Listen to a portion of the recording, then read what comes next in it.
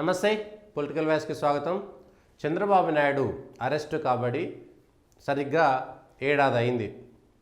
YS Jagan ప్రభుత్వ పతనానికి చంద్రబాబు నాయుడికి అధికారం దక్కడానికి ఒక పెద్ద కారణం చంద్రబాబు నాయుడు అరెస్టు. ఎన్నికల ముందు జగన్ చేసినటువంటి పెద్ద పొరపాటు, చంద్రబాబు నాయుడుకు కలిసి వచ్చినటువంటి రెండు అంశాల్లో ఇదొక అంశము. జనసేన బీజేపీతో పొత్తు ఒక అంశము, చంద్రబాబు నాయుడు అరెస్ట్ అయ్యి జైలుకు వెళ్ళడం ఒకటి.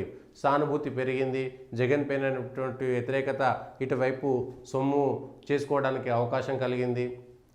వ్యతిరేక ఓట్లు, జగన్ వ్యతిరేక ఓట్లు చీలకుండా అటు జనసేనతోనూ బీజేపీతో పొత్తు పట్టుకోవడము చంద్రబాబు నాయుడు చేసినటువంటిది. అయితే అరెస్ట్ అయ్యి ఏడాది తర్వాత చంద్రబాబు నాయుడు అరెస్టు సమయంలో ఆయన మాజీ పిఎస్ పైన ఐటీ సోదాలు జరిగినాయి. ఆయన మీద శాఖాపరమైనటువంటి చర్యలు తీసుకున్నారు.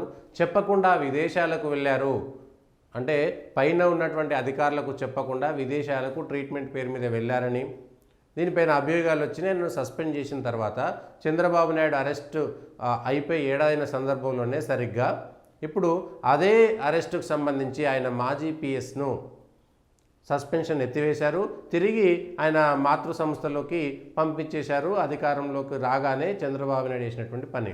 నిజంగా ఆ విచారణకు సంబంధించి ఇది ఒకటే ఉంది, కానీ ఆయన పైన ఐటీ దాడులకు సంబంధించినటువంటి సోదాలకు సంబంధించినటువంటి వివరాలు ఏమైనాయి, ఆ మిగిలినటువంటి కేసు ఏమైంది, ఇంత తొందరగా వెంటనే విచారణ సంబంధించినటువంటి అధికారి ఇచ్చిన దాంట్లో ఆయన కొన్ని తప్పులు చేశాడనేటువంటి మాటకు కేవలం మందలించి వదిలేశారంట. అంటే చంద్రబాబు నాయుడు గారి పిఎస్ కాబట్టి చంద్రబాబు నాయుడు అధికారం ఉంటే, అంటే ఇప్పుడు అదే అధికారంలో చంద్రబాబు లేకుండా ఉండుంటే, ఈ నివేదిక వచ్చిన వెంటనే జగన్ అధికారంలో వచ్చి ఉంటే వెంటనే అధికారం మీద సస్పెన్షన్ ఎత్తివేసి తిరిగి మాతృ సంస్థలోకి పంపించేటువంటి అవకాశం ఉండేదా?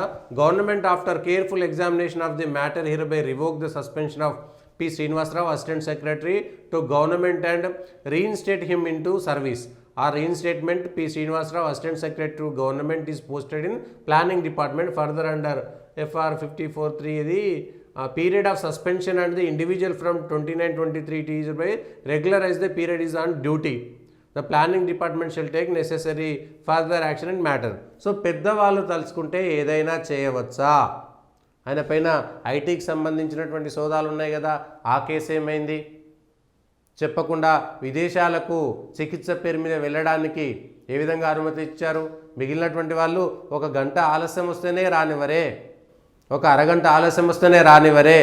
మామూలు అధికారులు ఎవరైనా లేకపోతే మామూలు ఉద్యోగస్తులు ఆలస్యం చేస్తారా? ఇంతకాలం పాటు సస్పెన్షన్లో ఉండి ఆయన చెప్పకుండా విదేశాలకు వెళ్ళి చికిత్స తీసుకొని 5 రోజుల పాటు ఐటీ సోదాలు జరిగినాయి. ఇంట్లో 5 రోజుల పాటు ఐటీ సోదాలు జరిగినాయి. మరి ఎందుకు ఏసీబీకి సంబంధించినటువంటి కేసులు పెట్టి ఆయన వెనుక ఏ డబ్బులు ఉన్నాయి ఏంటి అనేటువంటి విషయాన్ని తెలుసుకోలేదు? ఇంకో అటు వైసీపీ అధికారంలో ఉంది కదా, అప్పుడు ఆయన మీద కేసు అయినప్పుడు ఏసీబీకి సంబంధించినటువంటి కేసు ఎందుకు నమోదు కాలేదు? ఎందుకు ఆయన దగ్గర ఏసీబీ సోదాలు చేయలేదు?